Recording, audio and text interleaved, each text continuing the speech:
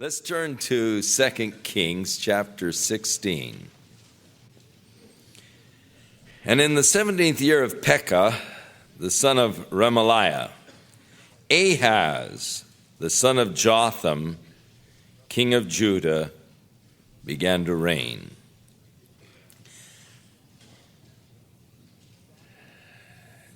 Jotham had reigned over Israel, or over Judah rather, the southern kingdom, for 16 years. He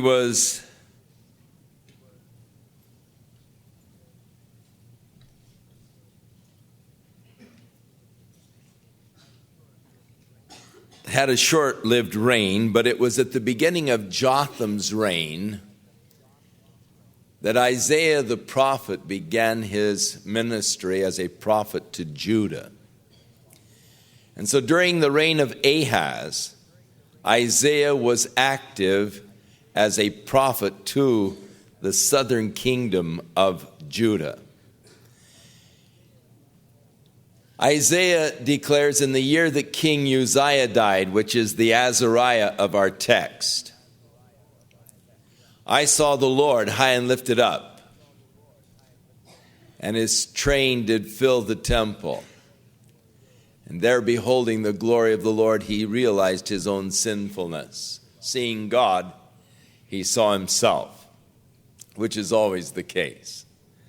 A person who has a true concept or true grasp or vision of God, when you really see God, then you really see yourself, and the effect of that is the tremendous feeling of sin and guilt. Then said I, woe is me, for I am a man of unclean lips.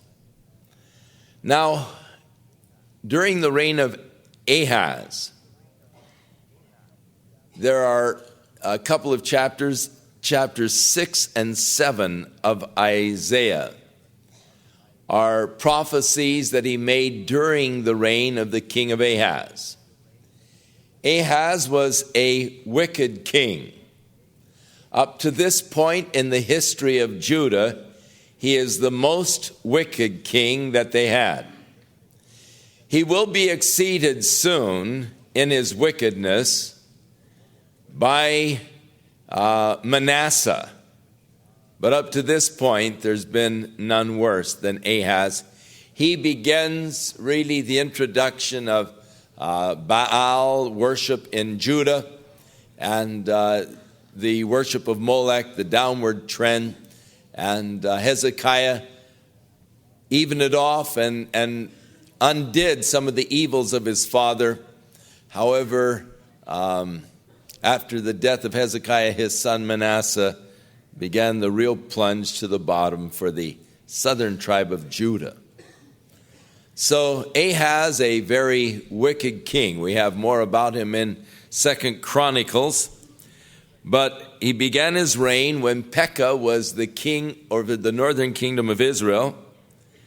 He was 20 years old when he began to reign, and he reigned for 16 years in Jerusalem. But he did not that which was right in the sight of Jehovah his God, like David his father. But he walked in the ways of the kings of Israel, which was about the worst thing you could say about a man, because the kings of Israel were exceedingly sinful, wicked kings. Yes, he made his son to pass through the fire, according to the abominations of the heathen, whom the Lord cast out from before the children of Israel.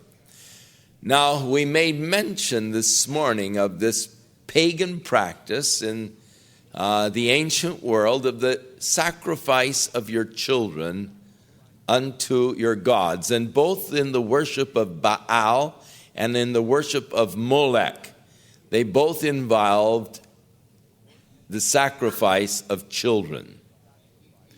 Unwanted children. Some say children that a person really wanted to make a great offering and sacrifice to his God, he would sacrifice his child. But they would make these images of Molech or Baal, and both, as I said, religions involve child sacrifice. They have found one image of Molech, a great iron image that was hollow inside, and the evidence is that they built the fire inside of the image so that it would become glowing hot, red hot, with the fire that was inside. And it had very large arms extended, and they would place the little babies in the arms of the image and burn them to death as a sacrifice unto their god. Horrible pagan practices, but this is exactly what this king began to do. In the worship of Molech, there in the valley of Hinnom, he burnt his children, or he cremated his children in an offering unto the god Molech. Ahaz, a very wicked king. He sacrificed and burnt incense in the high places. Now, the other kings had allowed these high places. God had said that the sacrifices should be made in the place that he appointed, which was at the temple in Jerusalem. But for convenience sake, they had built these high places, altars in the high tops of the mountains where they offered sacrifice and burnt incense. They supposedly were offering sacrifices to Jehovah and burning incense to him, but it was not according to the commandment of the Lord. In fact, it was opposed to the commandment of the Lord, and the Lord always looked upon it as sort of a rebellion, but it's a religion of convenience. Don't bother going all the way to Jerusalem. In our neighborhood here, we've established a place of worship of Jehovah, and burn your sacrifices here and your incense here. It seems that man is always trying to accommodate man as far as his religion is concerned and make your service to God a convenient thing. If it's convenient, serve the Lord, or let your service to God be as pleasurable and convenient as possible. And the churches, in endeavoring to accommodate people, they have made the worship almost entertainment. And in some places it is quite entertaining. And thus it's a convenient religion. Don't inconvenience yourself. Don't really put yourself out to worship the Lord or to serve the Lord. And you seek to accommodate the people. I've even read of them giving green stamps, the people to come to church and all. And it's the idea of accommodation and to lure people to worship God. Well, I wonder what God thinks about that kind of stuff.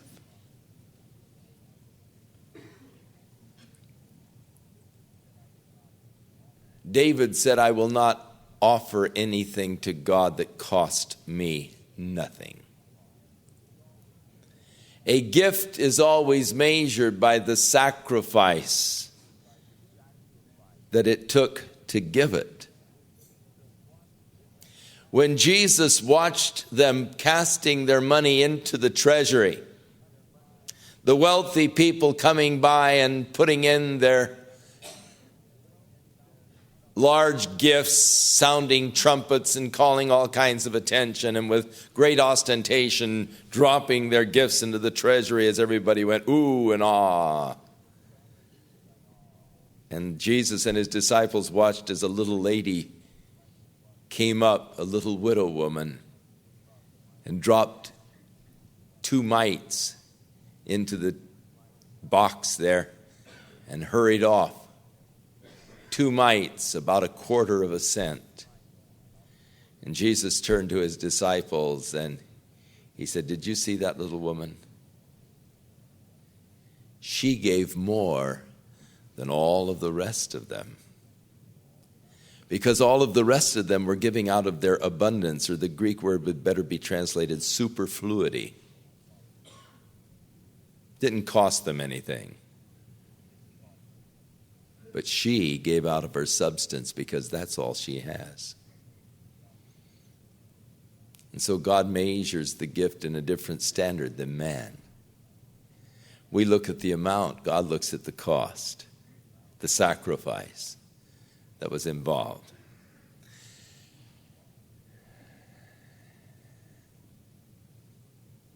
A cheap religion, a convenient religion, an accommodating religion is not what Christianity is. You say, but I thought the gospel was free. Yes, it is in one sense. It's free to you, but it cost a lot. It cost God his only begotten Son. But once you commit your life, it costs you your life. It is a commitment of yourself to the lordship of Jesus Christ. It isn't just the mouthing of the words. It isn't just the repeating of the Apostles' Creed. It isn't just something that we pay verbal homage to, but it means the commitment of myself, my life to the Lord. Lord, I'm yours, I belong to you.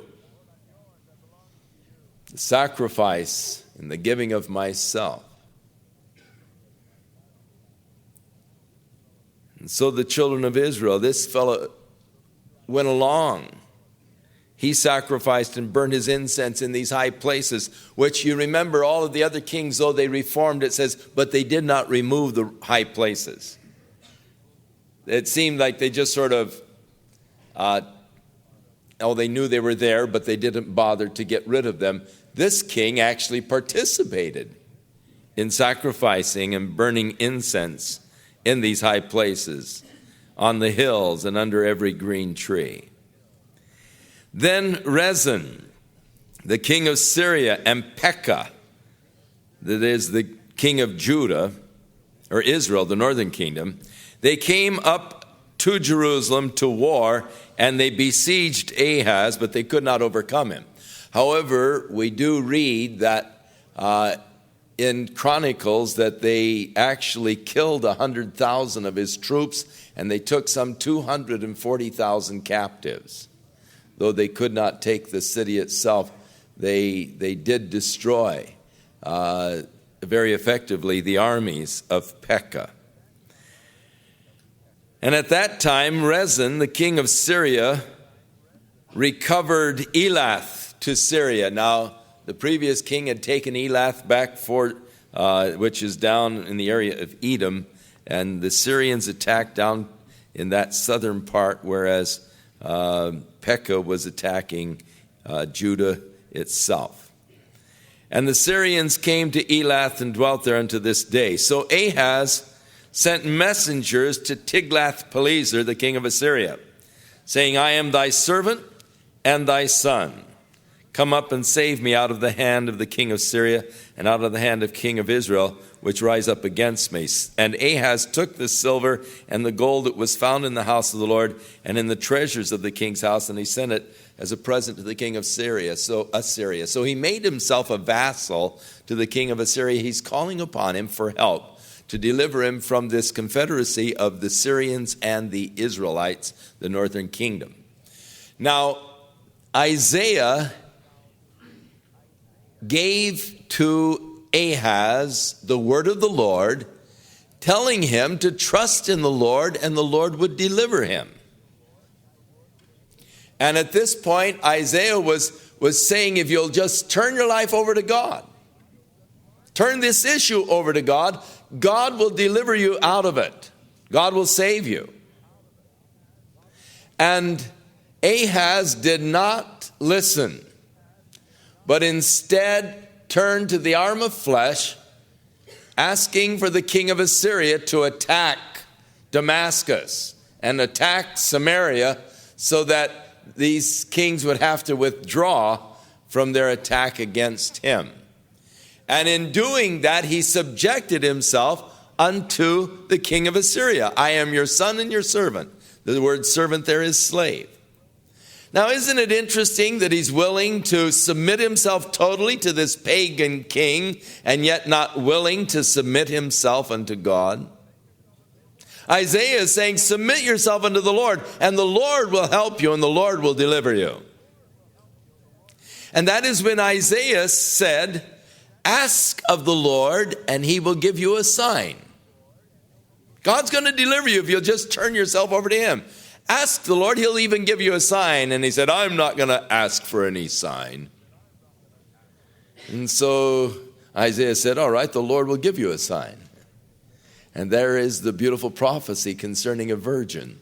Shall bring forth a son and shall call his name Emmanuel, which interpreted is God with us. And that beautiful prophecy of the coming of Jesus Christ.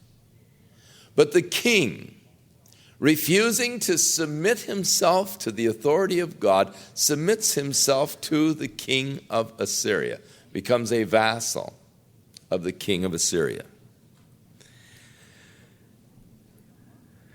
And so the king of Assyria hearkened to him, and he sent his troops against Damascus, and he took it, and he carried the people of it captive to Kir, and he slew Rezin the king.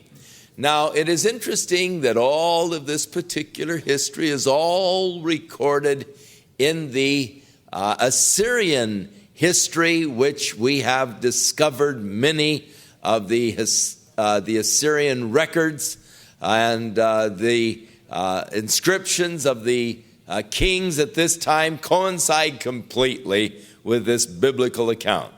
How that Shalmaneser came against Damascus. However, at the time that he was attacking Damascus, he was overthrown by Shallum. And so the whole thing, though, is tied together from a historic standpoint with secular history, the Assyrian history. It doesn't prove the Bible. The Bible proves that the history accounts of Assyria are correct. I hate for people to say, well, this proves the Bible. No, the Bible proves the other things. They don't prove the Bible. The Bible doesn't need any proof. It's God's word. You don't have to prove God's word. But you find out that other parts of historic accounts are correct because they coincide with what the Bible says. The king Ahaz then went up to Damascus to meet the king of Assyria, to meet Tiglath-Pileser, the king of Assyria, and he saw the altar that was at Damascus.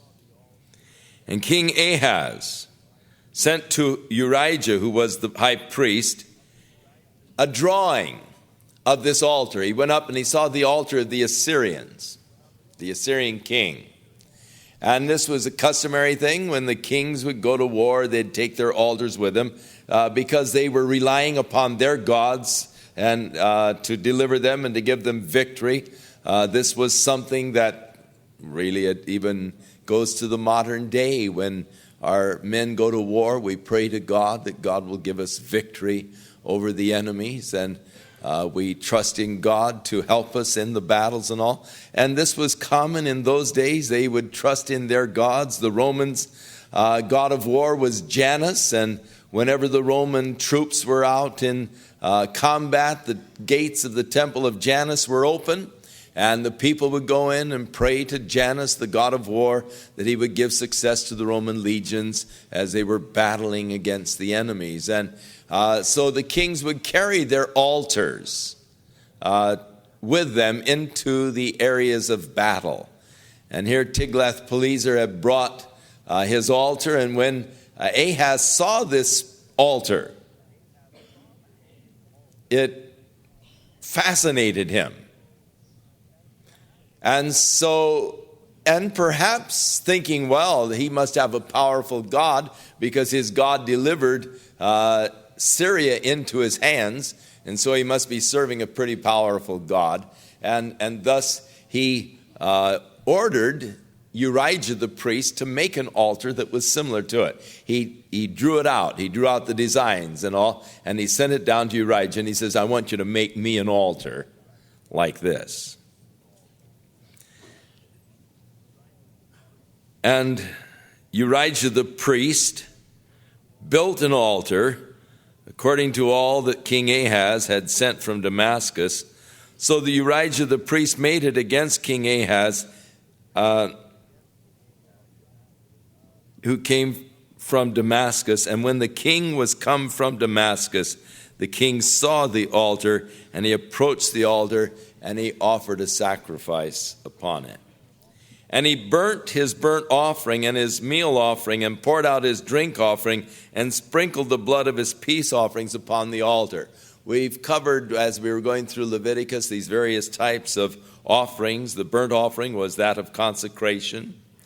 The meal offering was that of fellowship. The drink offering and the peace offering, again, were communion and fellowship type of offerings, where you eat with God and drink with God, and sort of a peace thing with God. And he brought also the brass altar, the brazen altar, which was before the Lord, from the forefront of the house, from between the altar of the house of the Lord, and he put it on the north side of the altar. When he set the altar there, when Urijah set the altar in the courtyard, he left the brazen altar that had been made by Solomon, where the offerings were usually offered. But the altar that he had made that was copied after the Assyrian altar, the brass altar was between it and the temple. So he ordered that they move this brazen altar over to the north side, so there would be nothing between this new altar that he had made and the entrance into the temple. And King Ahaz commanded Urijah the priest, saying, upon the great altar burn the morning burnt offering and the evening meal offering, and the king's burnt sacrifice and his meal offerings with the burnt offering and the people of the land. And so they discarded really the brazen altar that had been used previously, and now he orders that they use this new altar fashioned after the Assyrian in their offering of their sacrifices. And he said, I'll use the brazen altar. I'll figure out what we're going to do with it later. To inquire by, literally in the Hebrew, means I really don't know what I'm going to do with it yet, but I'll figure out something for it. But we'll replace it with this new altar. And thus did Urijah the priest, according to all that Ahaz the king commanded him. Rather than standing up, as did Azariah as did the priest in the days of Azariah, who went into the temple to offer a sacrifice, and the priest came in and said, get out of here, you have no business being here. And Uzziah was smitten with leprosy. Here Urijah just goes along with anything the king wants. So King Ahaz cut off the borders of the bases and removed the lavers from off of them. So he took these bases with the lavers. There were several of them leading up to the porch, and he took them and used them for ornamentation elsewhere, probably in other temples or other areas of pagan temples that he had built around there. And this large brass bath that was built by Solomon, that they put on the 12 oxen, that he also removed.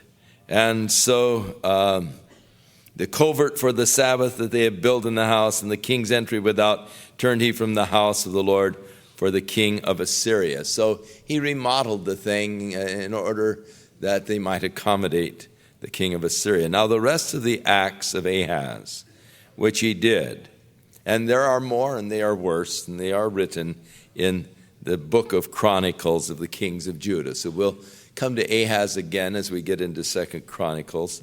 Ahaz slept with his fathers. He was buried with his fathers in the city of David, and Hezekiah, his son, reigned in his stead. Now, Hezekiah is sort of a rose between two thorns. Ahaz, his father, was an extremely wicked king, a bad king. And yet, perhaps Hezekiah, in seeing the wickedness of his father, determined, hey, I'm not going to follow his path. But the tragedy is, though Hezekiah was a good king and initiated many reforms. In fact, he went so far as to remove the high places which the other kings had not done. but is probably seeing the evil of his father now that he did that. Of course, Hezekiah was one of the sons that survived. Ahaz burnt several of his children in the fires unto the gods of the pagans there in the valley of Hinnom, as we'll see in 2 Chronicles. Hezekiah, his son, removed the high places, was a good king, was heavily influenced by Isaiah the prophet, and God blessed and prospered Hezekiah's reign. But his son Manasseh even exceeded his grandfather Ahaz in wickedness, which we'll get to as we move along. Now, in the 12th year of Ahaz, you remember he reigned for 16 years. So in the 12th year of Ahaz, king of Judah, began Hoshea, the son of Elah, to reign in Samaria over Israel for 9 years. Hoshea was the last king of Israel.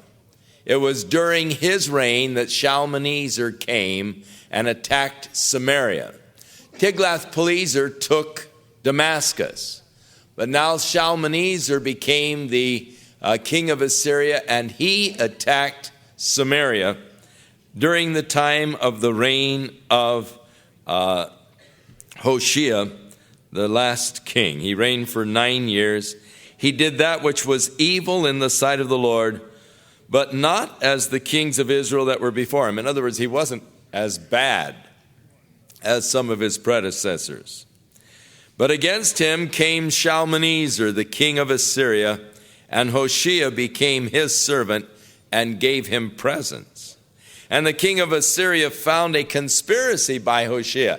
In other words, Shalmaneser came and he bought him off the first time. Gave him presents and all. And so Shalmaneser did not attack Samaria at that time.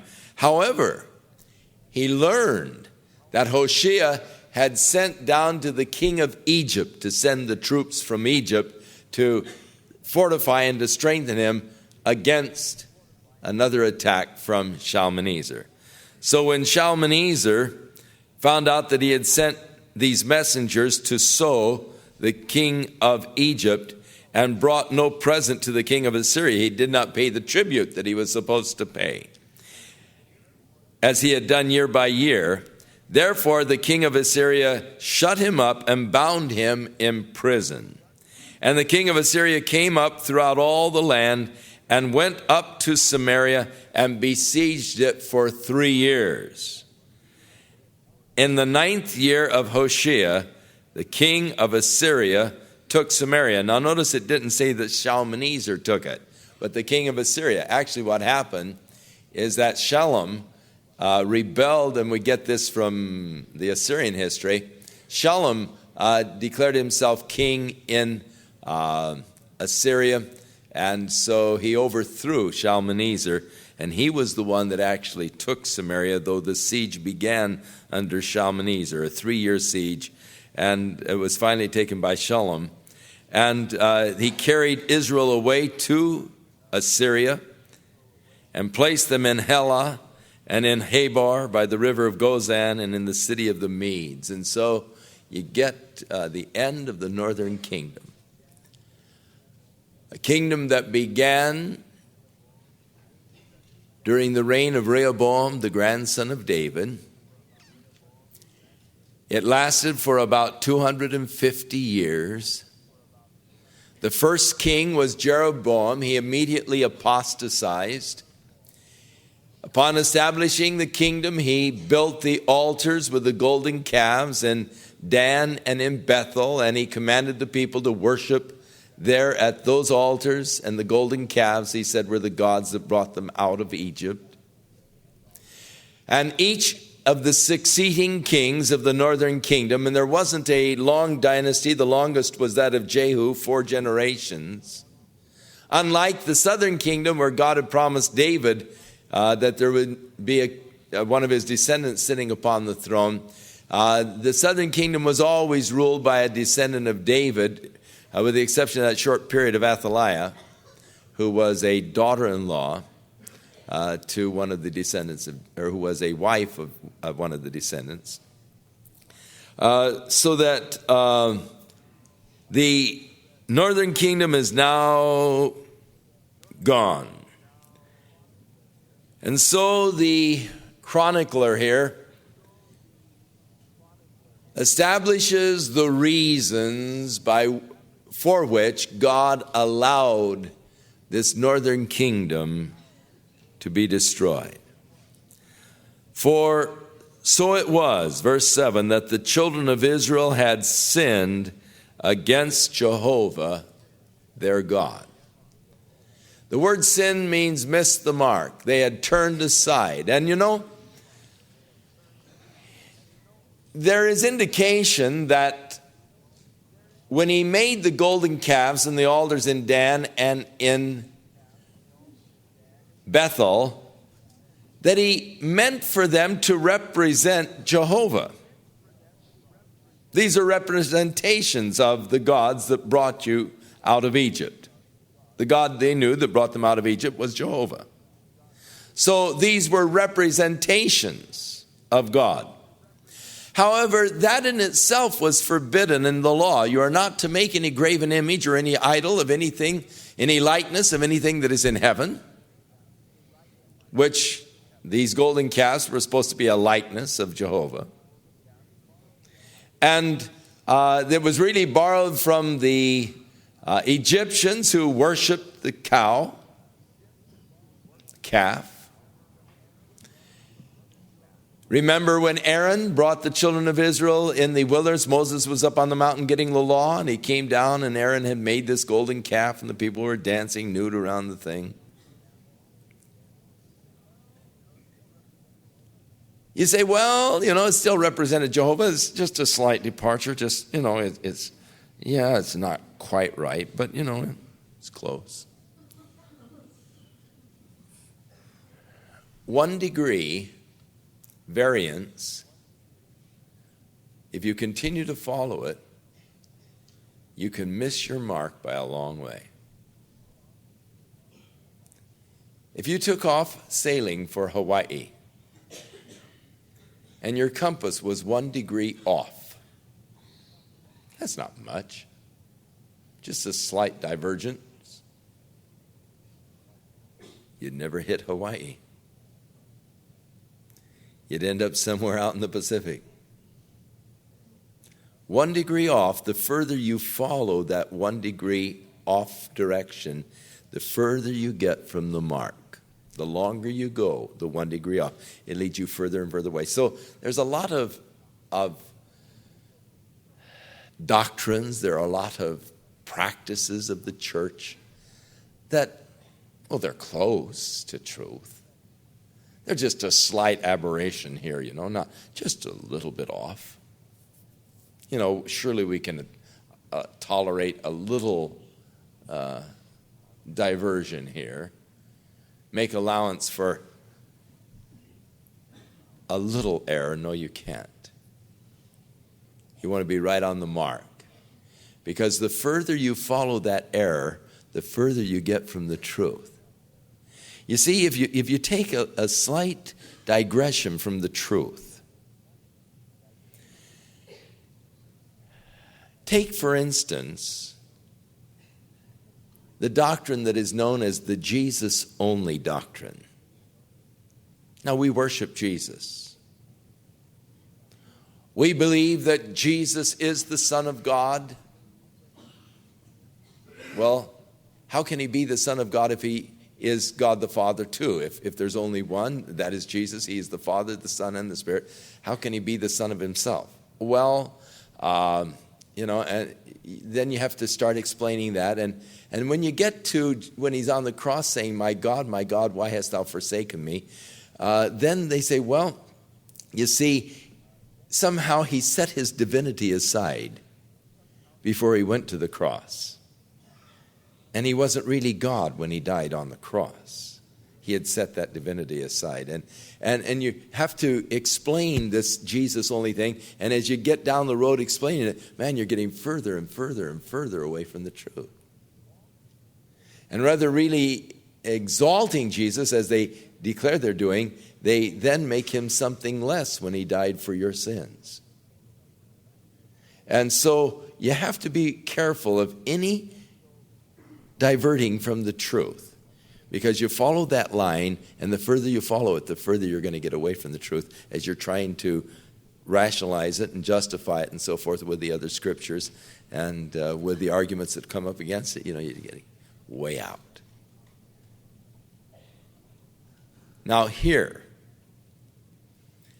Israel began with just this slight divergence. It isn't the way God told us to. In fact, he told us we shouldn't. But, we're not far off. We still believe in Jehovah, and, we still recognize. But it wasn't long before they were doing worse. And you take the step off course, and it leads, to things that are worse constantly. So they sinned against Jehovah their God, which had brought them up out of the land of Egypt, from under the hand of the Pharaoh, the king of Egypt.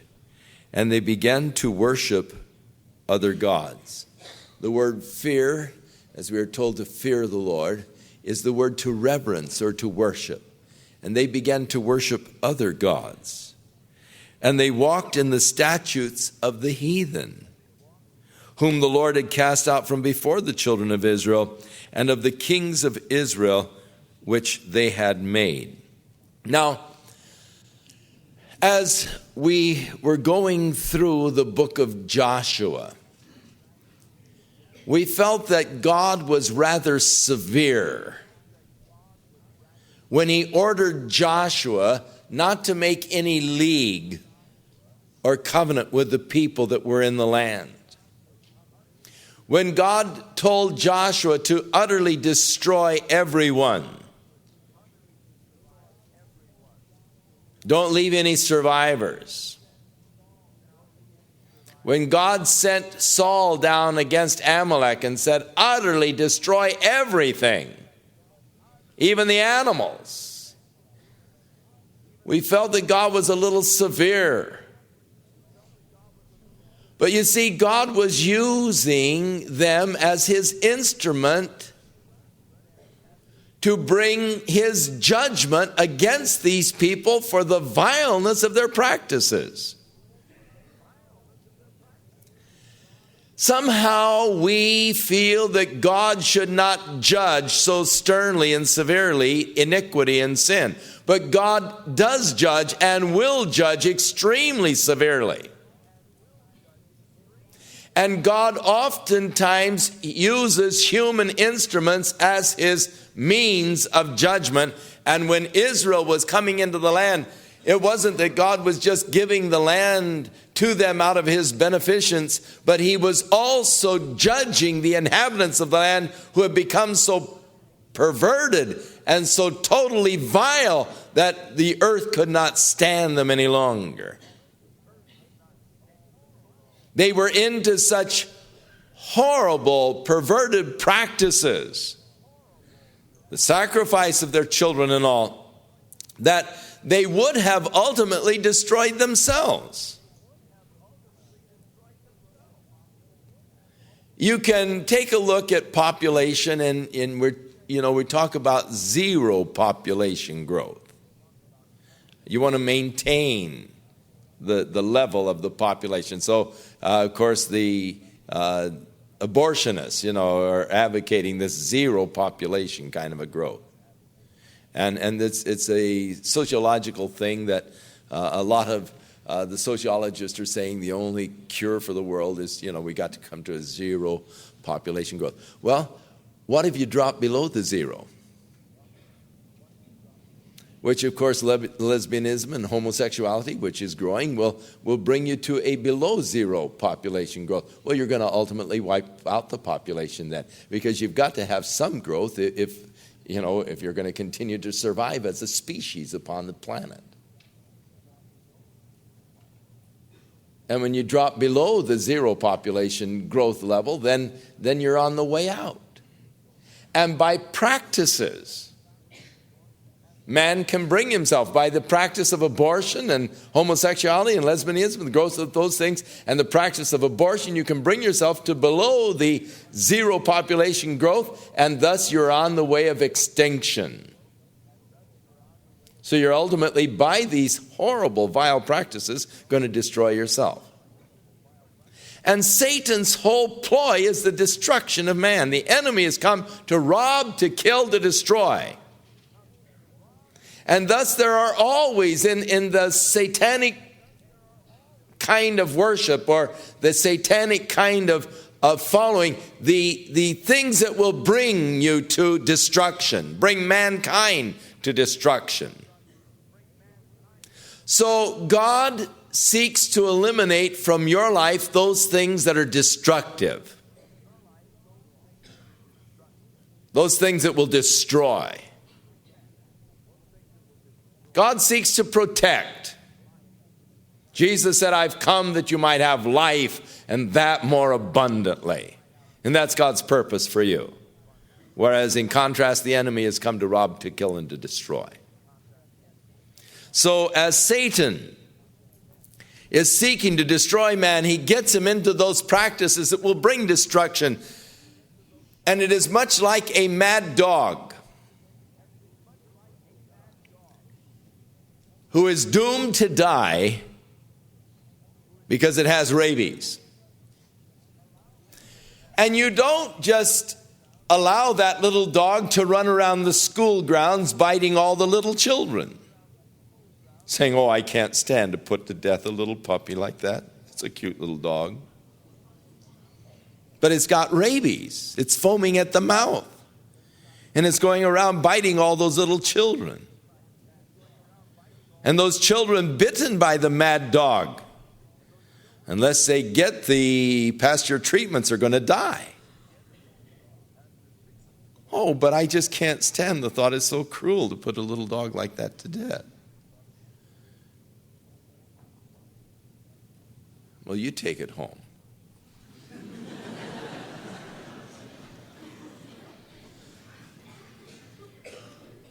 No, you see, these people were infected by a deadly practice. And yet, as deadly as it was, because of its sensuous nature, it had a strange attraction to that evil side of man. Curious? Looking and delving into the evil aspects. Shocked, horrified, and yet strangely drawn. Isn't that interesting about us? Things that shock us are somehow fascinating or interesting.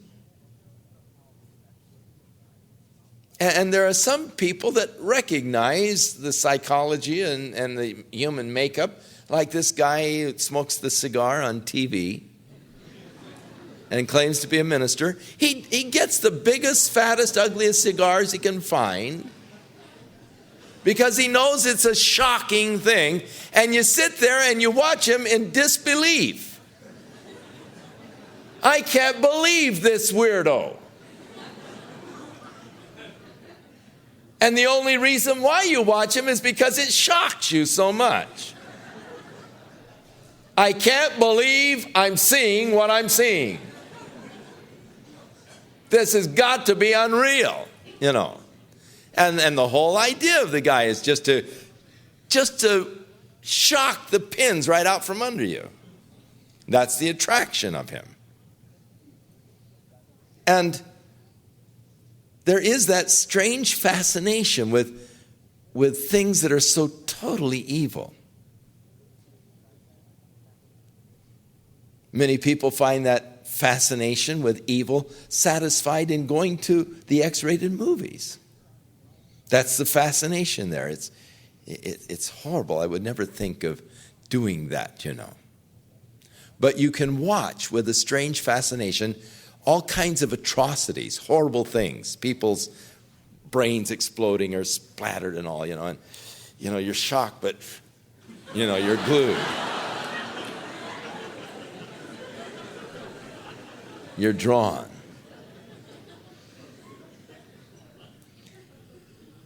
And God, seeking to protect his innocent children from that practice which would destroy them, ordered them as his instrument of judgment to totally wipe them out. You see, if you don't destroy that bacteria in the human body,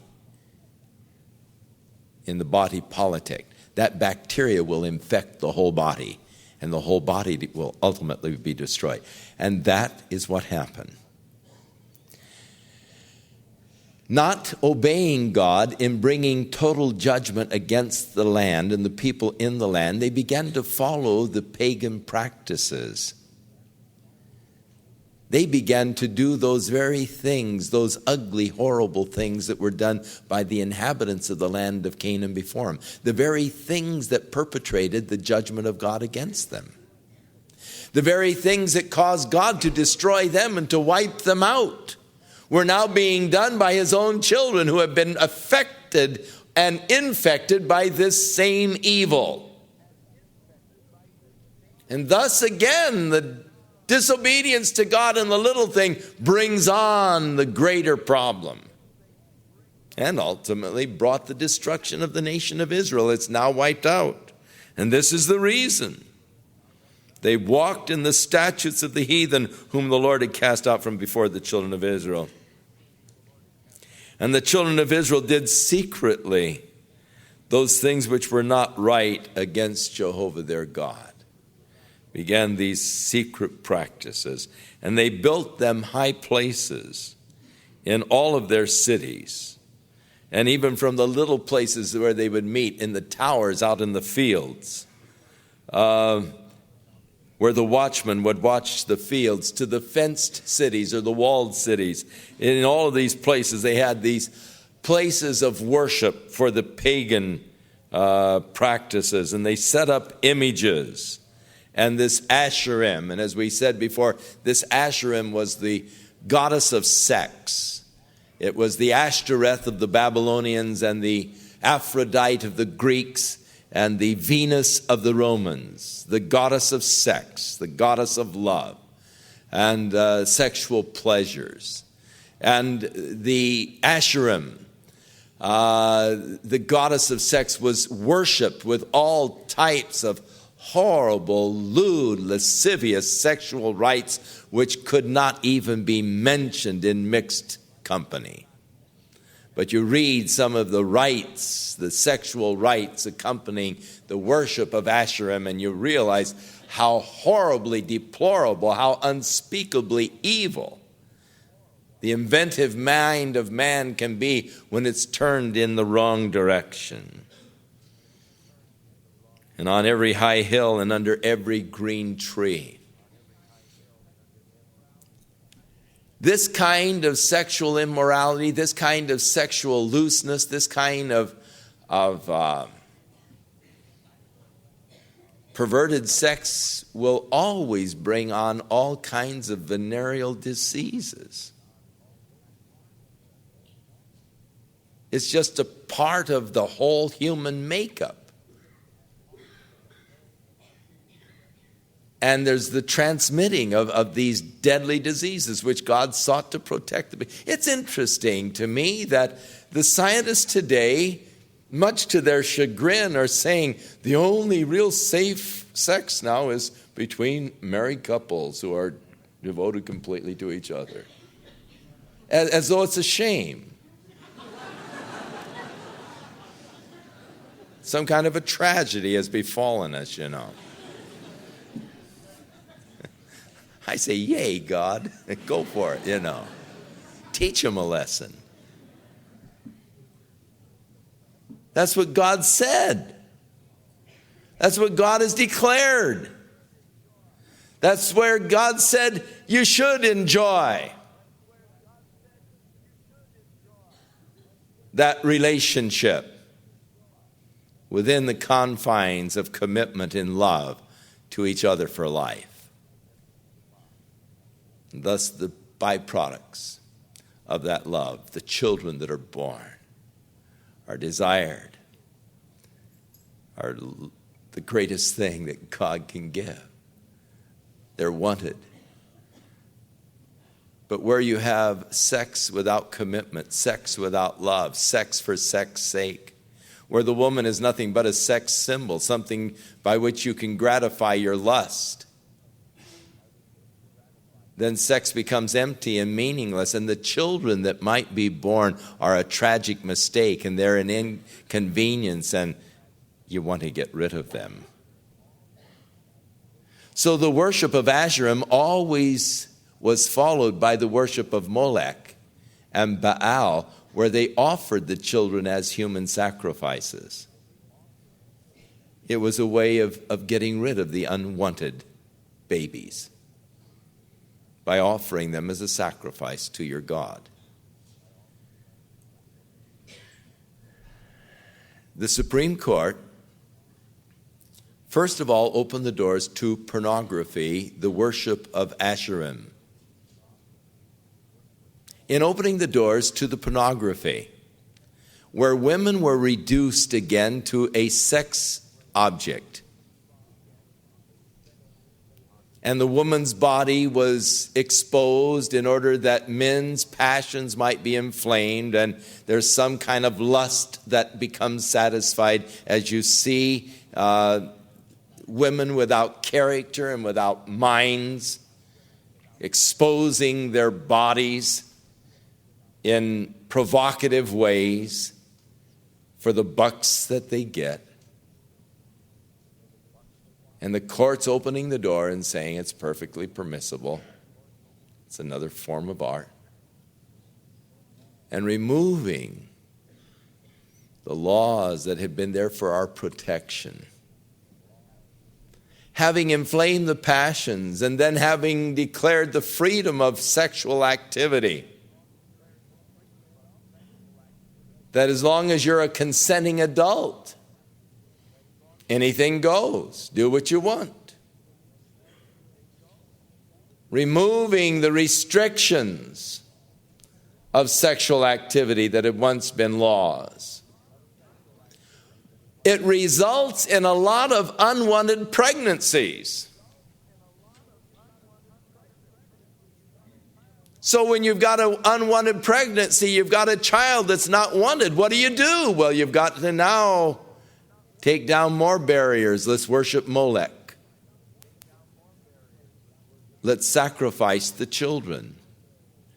And so the Supreme Court opened up the doors to abortion. It would be a little abhorrent for us to take a live baby and place it on the glowing hot arms of a little idol. And so we take the live baby while it is still within the womb, and we inject the saline solution which burns it there in the womb and causes the abortion. And 1,500,000 babies every year are offered as sacrifices unto Molech, the god of pleasure, by the people here in the United States. Now, for this cause, God destroyed Israel. Do you think that God can look upon us and the things that we are now allowing and doing in this nation and just allow us to get by with it? I think not. I believe that our nation is ripening for the judgment of God. The very practices by which these other nations were gradually destroying themselves, the things that God tried to keep his people from being infected with, they were infected. They began to do them. And thus God used Assyria as his instrument of judgment to destroy Israel. And I would not be a bit surprised if God did not use Russia as his instrument to judge the United States.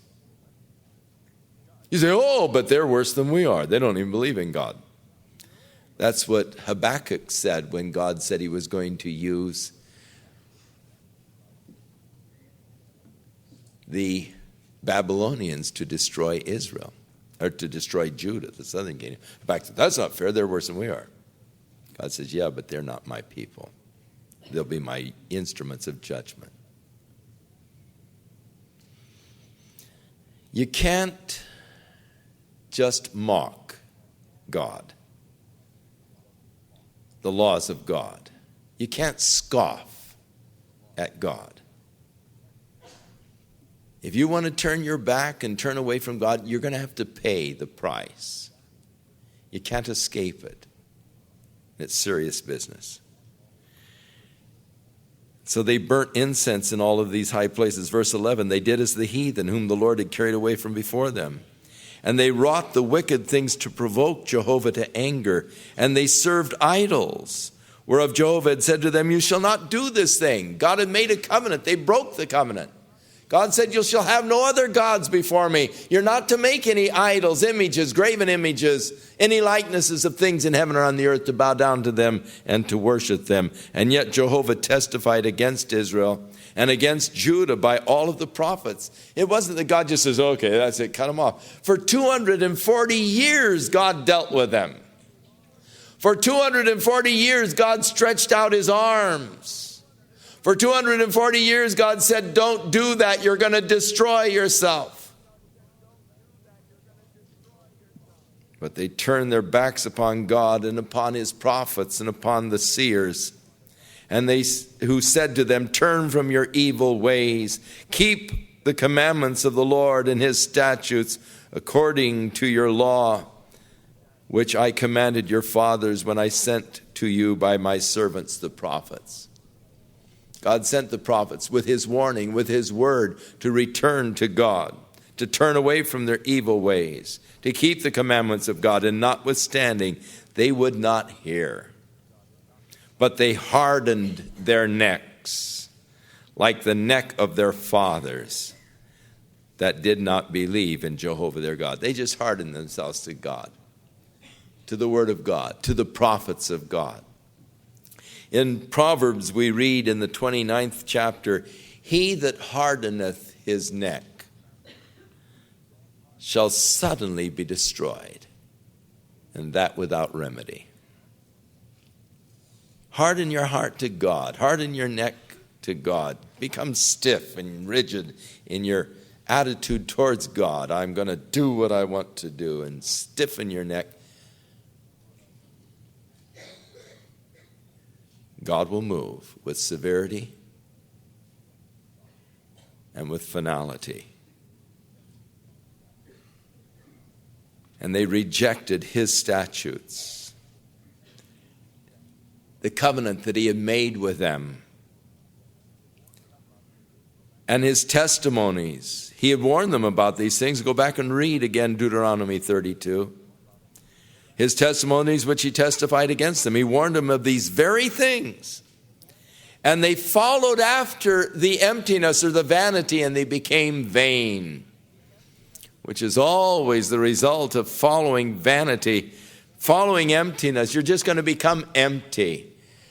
And oh, the empty life in this world apart from Jesus Christ. The emptiness of the sex experience outside of marriage. The emptiness of success. The emptiness of the world. Following after emptiness, they became empty. And they went after the heathen that were round about them, concerning whom the Lord had charged them, they should not do like them. And they left all the commandments of Jehovah their God, and they made the molten images, even 2 calves. And they made the Asherim, these goddesses, these images, these nude images of the female body. And they worshiped all the host of heaven.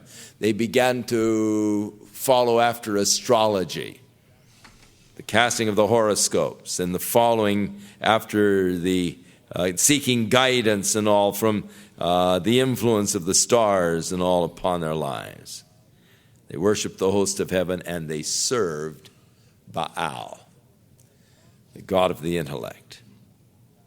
And they caused their sons and their daughters to pass through the fire. That is, they burnt them in their pagan rituals to Molech. And they used divination and enchantments. They got into spiritism. They got into satanic worship. They got into the occult. They got into witchcraft, seeking to use these supernatural powers of evil against others, the divinations and enchantments, and they sold themselves to do evil in the sight of the Lord to provoke him to anger.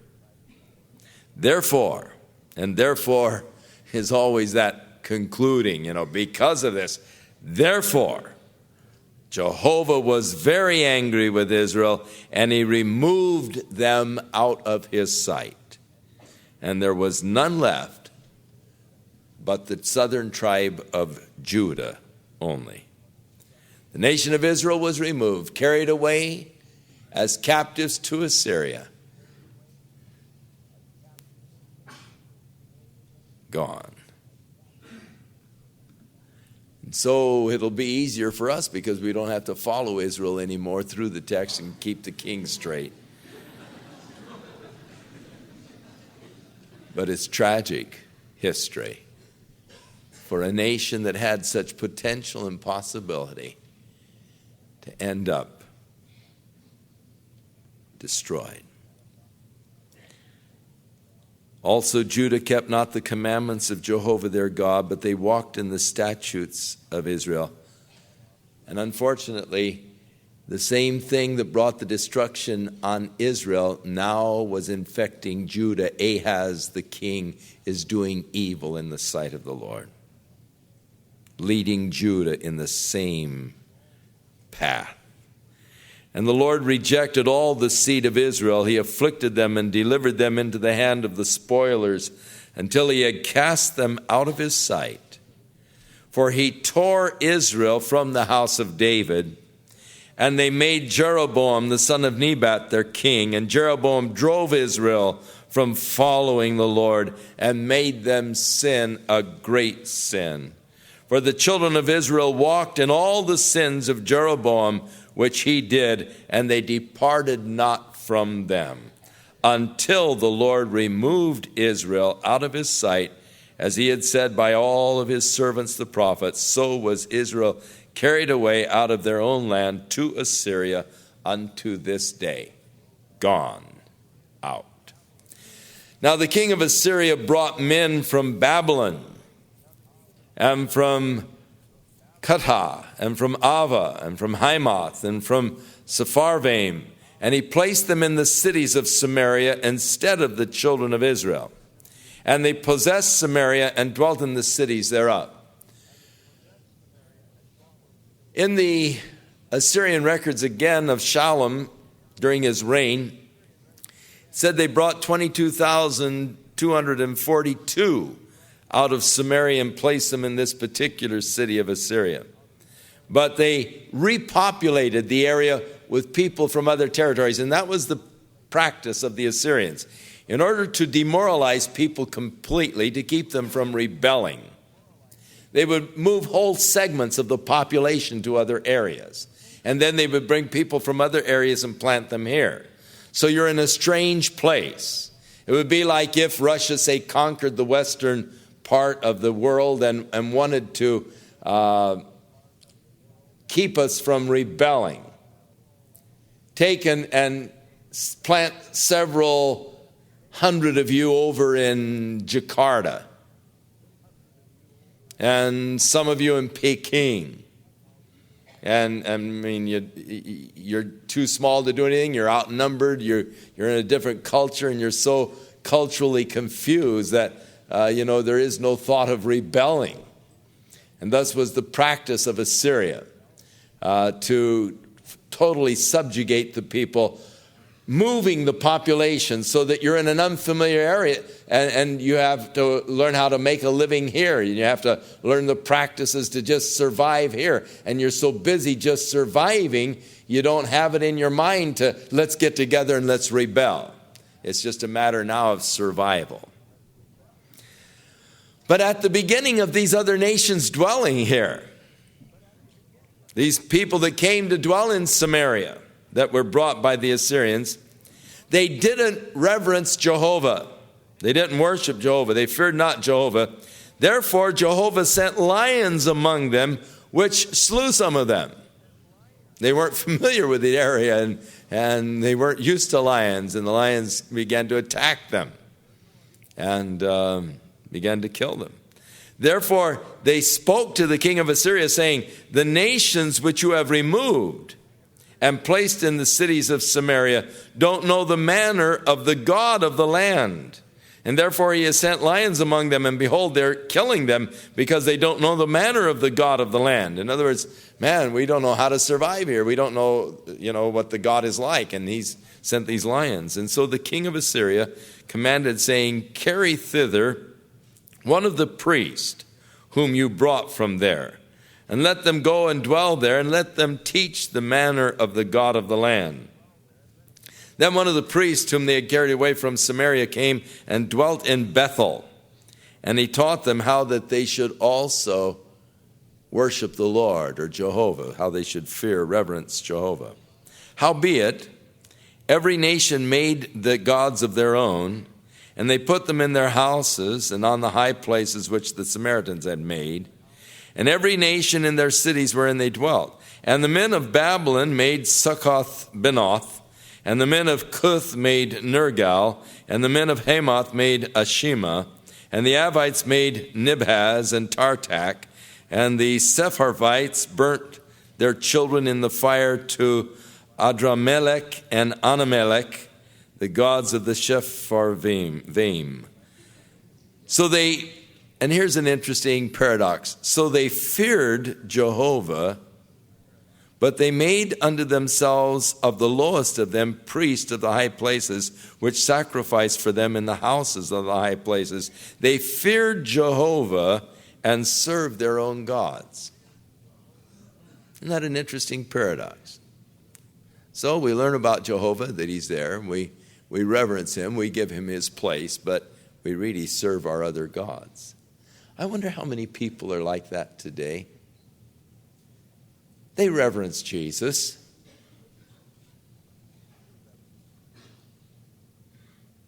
They celebrated Thanksgiving. I watched a sort of a news program the other night, and this reporter was saying, what part do you think God has in Thanksgiving? Oh, he has a part. Yeah, he's there somewhere,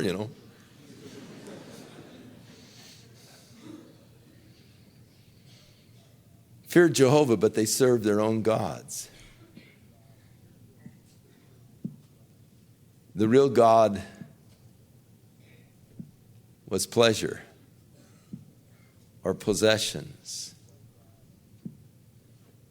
They served these things, though they acknowledge, reverence Jehovah, reverence Jesus, acknowledge Jesus. He'll have a place in Christmas, small as it may be. Oh, second to Santa Claus, of course. They serve their own gods, though they fear Jehovah. It's a strange paradox, but it is one of the things of human nature, all too common. People who have a place for Jesus, but not first place. People who believe in Jesus, but he isn't the Lord of their lives. People who desire salvation. They desire Jesus as Savior, but they don't want him as Lord. Fear Jehovah, fear Jesus, reverence Jesus, but you serve your own gods. There's something else at the center of your heart. There is another master passion that governs your life, though you believe in Jesus and reverence him. The paradox. They served their own gods after the manner of the nations whom they had carried away from there. And unto this day they do after the former manners. They fear not Jehovah, neither do they after their statutes or their ordinances, or after the law and the commandment which Jehovah commanded the children of Jacob, whom he named Israel, with whom the Lord had made a covenant and charged them, saying, Ye shall not reverence the other gods, nor bow yourselves to them, nor serve them, nor sacrifice to them. You're not to do that. That's the covenant. I must be your God exclusively, solely. You cannot have these other gods. But Jehovah, who brought you up out of the land of Egypt with great power and a stretched out arm, him shall you worship or fear, and him shall you worship, and to him shall ye do your sacrifices. And the statutes and the ordinances and the law and the commandment which he wrote for you, you shall observe to do forevermore, and ye shall not reverence these other gods. And the covenant that I have made with you, ye shall not forget, neither shall you reverence the other gods. Over and over, these were the commandments, but these are the very things the people broke. But Jehovah your God you shall reverence. He will deliver you out of the hand of your enemies. Howbeit, they did not hearken. They did after their former manner. And so these nations feared Jehovah and served their graven images, both their children, their children's children, as did their fathers, so do they unto this day. And unfortunately, we can say, and so many do, even unto this day. Reverence the Lord, but follow other gods, serve other gods. The Lord bless you, fill you with his love, guide you with his Spirit, keep you in the power of his Spirit, that you might be a light shining in a dark world, that you might stand forth as a servant of Jehovah, not just the reverence or the acknowledging, but the serving of the Lord our God. May he be with you and bless you and keep you in all ways. In Jesus' name.